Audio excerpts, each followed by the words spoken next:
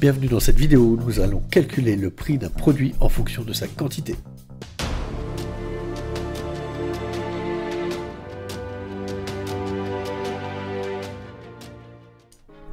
Nous allons commencer par placer le contexte. Imaginez un produit dont le prix change en fonction de la quantité.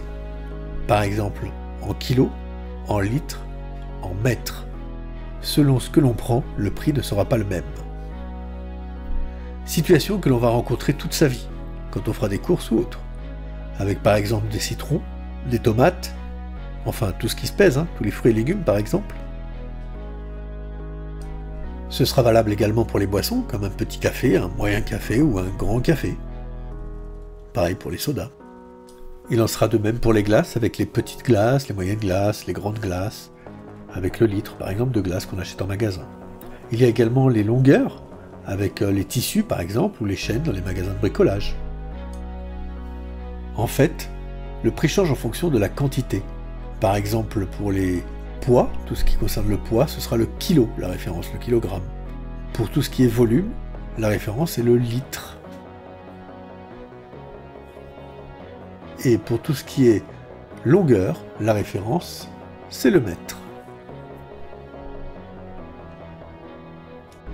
Quelle que soit l'unité de mesure, nous utiliserons une seule façon de calculer. Pour cela, on va s'appuyer sur une seule phrase. Une phrase qui est simple. Cette phrase est valable qu'il s'agisse de kilos, de litres ou de mètres.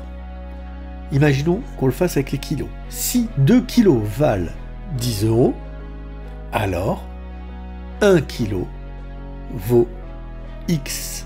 Et ce sera la seule phrase à se rappeler. X représente le prix que l'on cherche. Combien est-ce que le client va payer ou combien nous allons payer? Reprenons notre phrase. Si 2 litres valent 10 €, alors 1 litre vaut X. X, c'est ce que l'on cherche. Nous allons commencer par relier 10 € et 1 litre. Nous allons les multiplier. 10 fois 1. Puis nous allons diviser cela par la quantité initiale, le 2. 10 fois 1 divisé par 2 égale 5. Donc 1 litre vaut 5 €. Il ne reste plus qu'à multiplier par la quantité voulue. Si on prend 1 litre, on paye donc 5 €. Si on prend 3 litres, on payera donc 15 €. Et si on prend 5 litres, on payera 25 €. Des exemples rapides. Si 20 kg valent 50 €, alors 1 kg vaut combien? Nous allons prendre le 50 que nous allons multiplier au 1, que nous allons diviser par le 20. 50 fois 1, 50, divisé par 20, 2,5. Donc 1 kg vaut 2,5 €. Un autre exemple.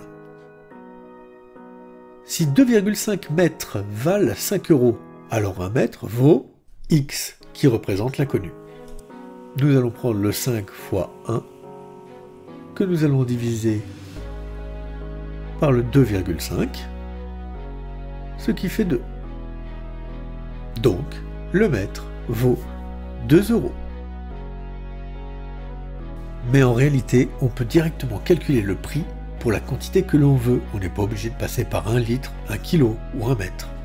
Par exemple, si 6 kg valent 5 €, 2,5 kg, c'est la valeur que l'on cherche, vaut combien?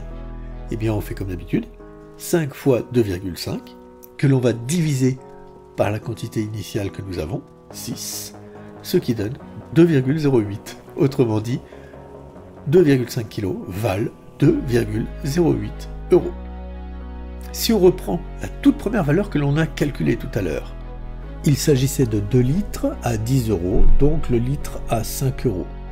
Donc par exemple, pour 5 litres, on avait dit qu'on multipliait 5 fois 5, ce qui faisait 25. Mais on peut le calculer directement. Si 2 kg valent 10 €, alors 5 kg vaut combien? On fait 10 fois 5, divisé par 2, ce qui donne 25. Donc 5 kg valent bien 25 €. On trouve donc le bon prix en fonction de la quantité voulue. Pour résumer, il suffit de se rappeler de cette phrase. Si tant de kilos, de litres ou de mètres valent tant, alors ce que je veux vaut combien? en plaçant les valeurs, bien sûr. Ici, si 2 litres valent 10 €, alors ce que je veux, ici 1 litre, vaut combien?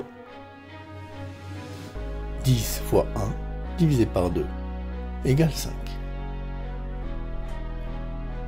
C'est tout.